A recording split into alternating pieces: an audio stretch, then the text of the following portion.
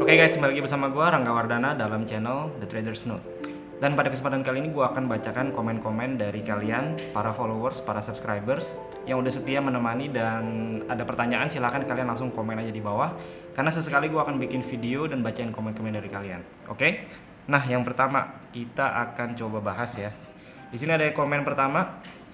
Oh, ini kemarin tuh gue ada posting di YouTube mengenai gambar MQL5 ya. Jadi MQL5 itu adalah pihak ketiga yang kalau kita daftarkan akun kita di sana itu akan terlihat bagaimana grafik pertumbuhan equity-nya. Nah, di sini perlu saya tekankan ya. Jadi sekalian saya ambil gali konten dari komen-komen yang ada di YouTube ya. Mantap bang, padahal kemarin sempat drop equity-nya. Nah, ya terima kasih ya. Ini dari namanya saya kurang tahu nih, update film namanya. Oke, lalu di bawahnya Mas Diki Priyatna, nggak nyesel gabung di grup VIP. Oh, ini berarti dari member di VIP channel nih.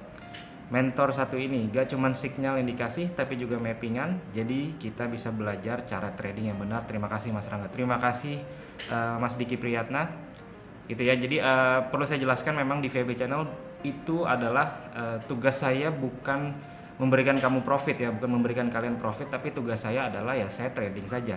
Jadi yang saya lakukan itu saya lakukan analisa, dan saya kasih hasil analisanya berupa mapping. Mapping itu adalah prediksi harga ini mau kemana menurut saya, lalu directionnya dan targetnya ini di mana, jadi support resistance seperti itu. Nah, kalau signal itu adalah yang saya ambil, jadi saya entry bisa ada di mapping, bisa juga tidak ada, karena bisa aja saya mappingnya pair yang lain, lalu saya tidak jadi entry karena misalnya tidak ada pattern yang bagus untuk entry di sana.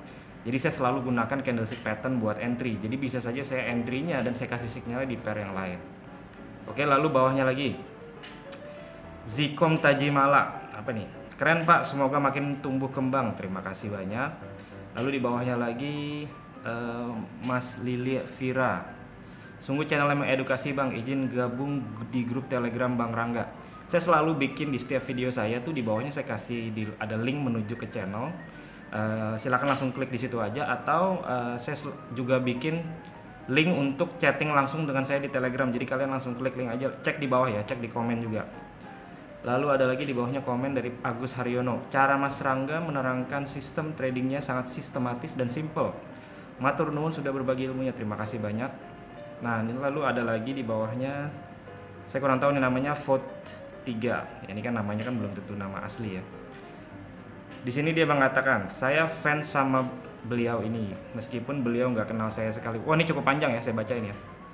Saya fans sama beliau ini, meskipun beliau nggak kenal saya sekalipun, hati saya tersentuh dengan cara beliau menyampaikan dan detail. Meski saya belum mampu join ke VIP membernya, tapi saya bersyukur bertemu Anda Pak Rangga. Saya sudah lihat banyak video coach trader, mulai dari Astronaci dan lain-lain, namun saya lebih suka dengan kesederhanaan dan telitinya beliau ini. Pak, terus pertahankan dan ikhlas berbagi ke kami Pak, nggak apa-apa, nggak sama kayak di VIP member, tapi tetaplah sederhana dan detail, rapi dalam penjelasan Pak. Saya yakin Tuhan akan membuka hati banyak orang ke Bapak ketimbang para coach trader lain yang banyak arogannya dan terlalu mahal menjual ilmu. Terima kasih, proud of you. Oke, terima kasih banyak atas komentar yang sangat positif ini. Apalagi di bawahnya nih, nanya kok nama pair ada yang I gitu ya belakangnya. Itu misalnya ada Anda lihat EUR JPY lalu underscore I, GBP USD underscore I, itu karena saya pakai brokernya di Welltrade, dan kalau di Welltrade begitu ada belakangnya I, jadi sama aja, itu kurang lebih seperti itu. Lalu ini ada lagi bawahnya, mudah banget dipahami, terima kasih ilmunya Mas, sangat bermanfaat. Ya, terima kasih banyak, sama-sama. Di bawahnya lagi nih, Master, tolong jangan panggil saya Master ya, panggil aja Bang atau Mas atau Pak gitu ya. Saya mau tanya, katanya di sebelah trading gold itu lebih mudah diprediksi daripada di currency pair. Apakah benar? Dia bertanya apakah gold itu lebih mudah daripada forex. Jawabannya tidak.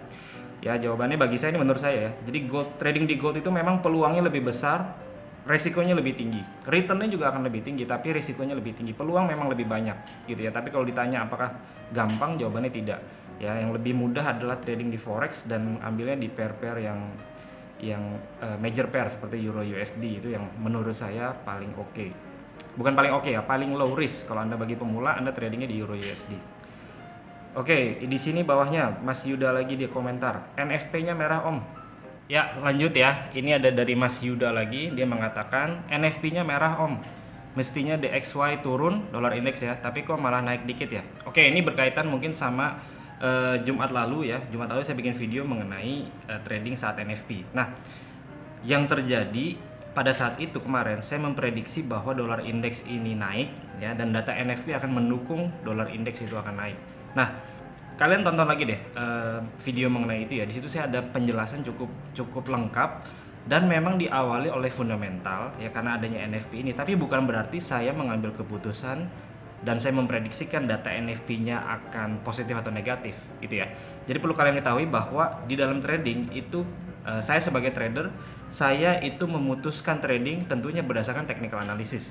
Dan yang saya lihat technical analisisnya adalah dolar index itu bullish dan dia udah ketemu area resisten yang menjadi support kuat, dan harapannya prediksinya adalah dolar indeks ini akan naik, dan terbukti memang sampai sekarang dolar indeks masih di sekitaran situ saja, tapi sudah terlihat pattern yang memang mau naik gitu ya.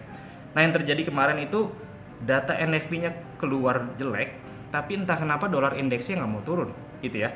Dan kita melihat bahwa dolar indeks ada beberapa pair USD juga yang malah naik, Euro USD-nya turun, AUD USD turun, dan gold pun pada akhirnya drop kencang sekali. Meskipun dropnya baru hari Senin Selasa kemarin, jadi dropnya bukan karena NFP, tapi dia dropnya besok-besoknya. Kasus yang sangat bagus sekali karena kita bisa ambil contoh ya. Jadi kalau data NFP itu mungkin data NFP-nya tidak terlalu signifikan bagus atau jeleknya, sehingga dia impact-nya terhadap market tidak terlalu kencang gitu ya. Yang terjadi adalah market akan kembali bergerak sesuai dengan direction dari technical analysisnya. Kurang lebih seperti itu penjelasan saya. Oke, kita lanjut. Di bawahnya Mas Yuda lagi, Yuda EP ya, Pak Yuda. Betul, gold turun tapi sempat mandek setelah news release ya. Oke, lalu apa lagi nih? Di bawahnya lagi ini dari namanya Kamu Wajib Tahu. Oke, dia ngomong seperti ini. Mengapa bisa turun? Iya, karena dia melakukan penurunan. Karena apa? Karena apa? Teh gelas rasanya manis, berbelit-belit, banyak bahasa yang susah dicerna. Oh, ini komen negatif ya. Saya yakin yang subscribe pasti ada sebagian juga yang bingung dengan penjelasannya. Oke, terima kasih atas komentarnya. Dan di sini saya perlu jelaskan, kalau kamu nggak suka dengan video yang saya bikin gitu ya, ya udah nggak usah tonton gitu. Saya bikin video ini, saya bikin channel YouTube ini adalah bagi yang mau dengerin. Jadi kalau bagi yang mau dengerin dan suka dengan analisa saya, monggo silakan Anda subscribe gitu ya. Dan Anda bisa join di VIP channel atau tidak, atau hanya sekedar lihat-lihat ya silakan saja. Kalau nggak suka dan nggak setuju dengan pendapat saya ya monggo silakan, saya tidak peduli gitu ya. Bawahnya lagi Zahra Kirana, keren Mas. Jadi kita baca-baca komen sambil saya nyari inspirasi ya untuk ngebangun konten dari sini. Oke, bawahnya lagi Karyana Govinda, terima kasih, ilmu trading sederhana namun bisa sangat membantu untuk profit konsisten, keren dan gratis. Ya, itu tujuan saya ingin berikan informasi yang cukup objektif mengenai market, mengenai trading forex, karena terlalu banyak di luaran sana ya, kita tahu lah ilmu-ilmu mengenai forex itu banyak yang sangat asal-asalan. Benjamin Prims, please do English version. Oke. Sementara masih belum, karena saya masih akan bikin dalam bahasa Indonesia ya, meskipun saya bisa berbahasa Inggris, tapi untuk bikin video saya rasa agak sulit ya. Lalu ini ada komen di video saya yang judulnya Forex modal kecil jadi besar. Dia bilang gak jelas. Terima kasih ya atas komentarnya. Bawahnya lagi Hasim Mukhtar, saya suka Bang dari pelajarannya karena harga yang akan terjadi yang Abang ajarin. Oke, jadi ada beberapa ya. Saya memang seringkali tergantung dari segmen yang saya bikin. Seperti bongkar teknik forex itu saya bikin dari yang sudah terjadi gitu ya, dan itu kita akan bahas sebagai studi kasus seperti itu. Ada juga beberapa yang mungkin saya bikin yang belum terjadi, seperti misalnya kita belajar forex atau mapping forex seperti itu. Pak, bikin video cara backtesting strategi secara manual. Itu sih simple ya. Kalian buka aja MetaTrader kalau saya, atau pakai tradingview.com, dan saya mundur ke belakang. Apalagi kalau di TradingView itu ada fitur backtestingnya. Jadi kalian bisa coba-coba di sana. Kalian mundur paling tidak itu setahun terakhir. Kalau kalian mau lebih rajin lagi itu mundur 3 tahun terakhir, dan kalian lihat apa yang mau kalian lihat. Jadi contoh kalau misalnya kita mereviewnya apa nih, backtestingnya pattern apa, rising wedge, falling wedge, penan gitu ya. Kalian mundur di satu pair di satu time frame H4 terus gitu ya, H1 terus, akan lebih capek ya kalau di time frame kecil karena hasilnya datanya akan jauh lebih banyak sekali. Oke, ini yang terakhir ya, ini karena cukup banyak. Ika Dik Darmawan, Pak mohon bahas tentang stop loss dengan menggunakan ATR dan bagaimana cara settingnya. Thanks. Oke, jadi ATR itu adalah indikator average true range dan biasanya memang saya selalu lihat di H4 dan H1. Pada intinya kalau kita udah membuat mapping dari daily dan weekly, lalu kita melihat turunkan ke H4 ya untuk melihat support resistennya, lalu saya mau entry di mana, dan saya turun lagi ke H1 dan M30 dan ketemu candlestick pattern misalkan bullish harami, pin bar, engulfing dan lain sebagainya, lalu kita bisa entry. Maka yang saya lakukan adalah saya akan pasang stop loss di bawah daripada swing high atau swing low ya, swing high atau swing low sebelumnya, tapi dikurangi oleh ATR-nya lagi di H1. Dan saya selalu kira-kira, dan saya lihat di H4-nya nih ATR-nya berapa. ATR saya pakai ATR standar. Jadi misalnya contoh ya, H1-nya ATR-nya itu 10, lalu H4-nya ATR-nya itu 25. Contoh ya. Maka saya akan kira-kira stop loss saya adalah 2 kali di ATR H4. Jadi kalau ATR-nya 25, saya akan pasang stop loss 50 pips. Tapi kita lihat juga di H1 itu kan cuma 10 tadi ya stop loss-nya. ATR-nya. Saya akan pakai stop loss itu di bawahnya swing low ya, kalau kita ngomong posisi buy. Swing low dikasih ruang lagi ke bawah paling tidak 1 kali ATR daripada H1-nya itu. Jadi kurang lebih seperti itu cara saya menentukan stop loss di market. Oke. Nah, besok saya akan bikin video lagi, dan ini adalah saya pengen menjelaskan dan menerangkan bagaimana trik saya dalam menghadapi market dari sisi trading psychology, bagaimana cara kerja otak manusia agar Anda bisa menjadi lebih kuat ya dari sisi mental dalam menghadapi market. Oke, sekian video hari ini, semoga bisa membantu dalam trading Anda, dan seperti biasa, plan your trade, trade your plan, be disciplined, tetap konsisten. I'll see you guys in my next video.